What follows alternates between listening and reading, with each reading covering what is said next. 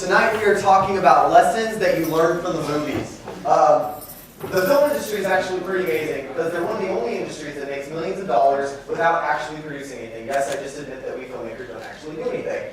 But the film industry doesn't produce bottles or cartons or any kind of substantial item that you sell. What they produce is stories. And for decades they've been making millions of dollars doing this. And you can't make millions of dollars telling stories without learning a little bit about what you're talking about. And so filmmakers are amazingly insightful into what it is, the people that they're talking about. And I don't think my slide changed. There we go. All right. Over the years, as you watch movies and as you start to make films, you start to think about what the stories are telling. And all the stories, it doesn't matter if you're adventuring off after the Lost Ark or if you're trying to fall in love, they all really come down to the same basic principles.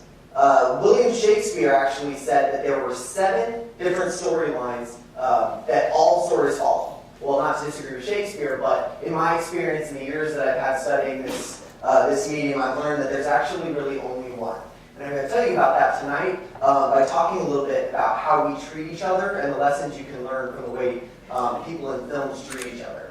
So the first thing I want to talk about that's something that all of us do and it's something that we can learn from the movie is something we shouldn't do is all of us have this innate ability and this natural habit of putting each other into categories. So when you were coming in this room, you probably saw people from around here and you said, oh, look, that's a jock. Or, oh, look, that's a successful person. Or, look, that's a poor person. Or, oh, something's like, what a nerd. But all of us do it. It's something we innately do. And it's something that we do because we have to put people into categories in our minds to help us understand them. But what category really explains what a person is like? Do any of the categories, a jock, a brain, a princess, does that really describe who that person is? Do you think it's fair when you put people in those categories in your mind? Do you think it's a fair category to put that person in? Do you think they want to be identified as that person? Do you think they want to be identified by that one thing that you're seeing in them? And what do you think about what people would put, which category people would put you into? Do you want to just be known for your job, or the color of your hair, or where you come from, or how much money you have?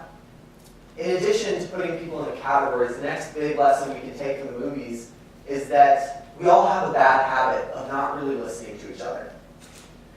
The movie, I see you're laughing, the movie I picked in particular is this because one of the main characters in the film is a man who's so desperate and lonely, people don't even notice how sad he is that he actually has to hire a prostitute just to have somebody to talk to. The people in his life, his friends, his family, aren't even there to listen to him and notice how miserable he is.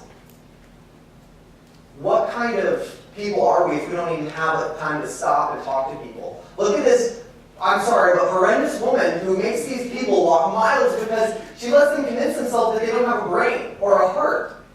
And so she lets them walk miles and miles to try to find some magical solution instead of just talking to them and saying, I believe in you, I see more in you. What about that person in your life who's desperate for help, who's waiting for somebody to reach out to them, or God forbid, talk to them? One of the last things we do that's very important that you can learn from the movies is we shut people out of our lives. So even in all this time where all of us are looking for people to talk to us, looking for people to confide in, there's people who are trying to be that person for us and we shut them out. It doesn't have to be your superhero identity. It can be talking about your dreams. It can be talking about the things you want from life, why you're upset. And for some reason in our minds, we decide who's worthy of confiding in or not.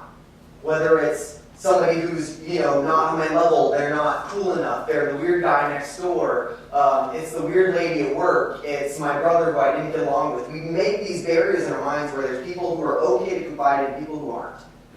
And there's people out there who are reaching out to us and who want to be there for us. And we're closing them off. We're dismissing them because we don't think they're worthy of confiding in. And when you take all these lessons together and you start thinking about the way that characters in films treat each other, you start to see that the point of the film isn't getting the ring tomorrow. The point of the film isn't defeating the bad guy, winning the war. It's all about the people that you meet along the way. And that's when it comes down to the one story in film. It's not about the adventure. It's about finding someone who you really connect with. Someone who sees you the way you want to be seen. They don't put you into categories. They don't dismiss you. They listen to you. They love you despite your flaws, despite the things that you don't want others to see in you. And if you can find that person who believes in you despite all the evidence and who really sees you the way you want to be seen, then maybe we can learn from the movies and live our lives a little better and treat each other a little bit better too. Thank you.